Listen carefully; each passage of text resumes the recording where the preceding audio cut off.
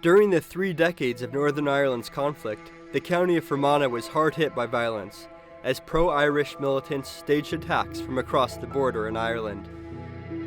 Bombings, assassinations, and kidnappings forced several families to flee, and today this farmland is haunted by empty spaces and memories of the violence.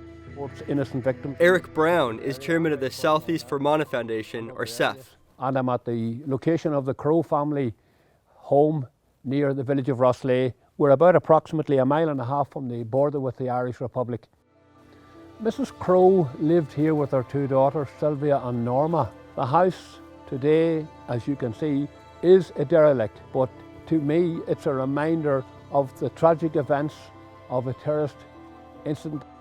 Sylvia Crow was killed in an IRA bombing targeting an army patrol passing nearby.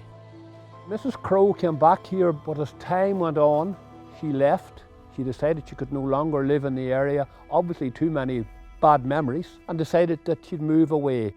Those are the population, especially in the border areas, who bore the brunt of a vicious terrorist campaign. Today, SEF offers public tours of sites where murder and what Brown calls ethnic cleansing happened during the conflict. Although SEF represents victims no matter what their religion, most of the stops on this tour document anti-Protestant violence. The targets were primarily police, part-time soldiers with the local regiment, and members of the British Army, but civilians were also killed or driven from their land.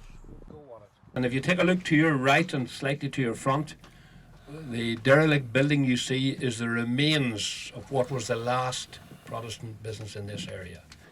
One particular afternoon, Douglas Deering was in the shop with his wife and one other customer, I do believe. Gunmen walked in and shot him twice in the head. The road we're on now, folks, in army terms or in military terms, is called the Dash, because when security force vehicles got on this road, they didn't hang around. They drove pretty fast. It was pedal to the metal and keep moving, because there was always a chance of booby traps, culvert mines, shootings, and they were quite frequent on this road, very, very frequent. Kenny Donaldson is Director of Services at SEF. The campaign of violence in Borderlands, County Fermanagh, was very different to what it was in Belfast and Londonderry. The term conflict is not accepted in these areas. To say the word conflict intimates that there are 2 or more warring factions going at it. That is the case in our urban heartlands. But in this area, there was one aggressor. Donaldson acknowledges attacks against Catholics happened here too, but says the vast majority of killings were at the hands of the IRA, and their victims are becoming a footnote in Northern Ireland's post-conflict story.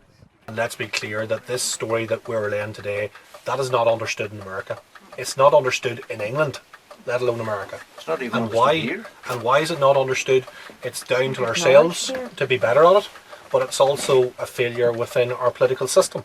There does now exist a newfound confidence within the minority community to actually step forward and speak up about those torrid events that bedeviled this place for the best part of 4 decades. Okay, folks, if you take a look to your right, you'll see an IRA memorial to Tony Ahern. Towards the end of the tour, they make a stop at a very different kind of memorial, one they say was placed here illegally. Brown says this location offers a message, no matter the ideology behind it. We think that this epitomizes what terrorism was about, the waste of time the terrorist was, the loss of life. That is a memorial to a young fella who is 18 years of age, folks, little more than a child. We are not yet to the point of reconciliation. Why have we not reached reconciliation? Because we haven't had genuine individual remorse, repentance and restitution shown for wrongs. We can't reach reconciliation until that happens.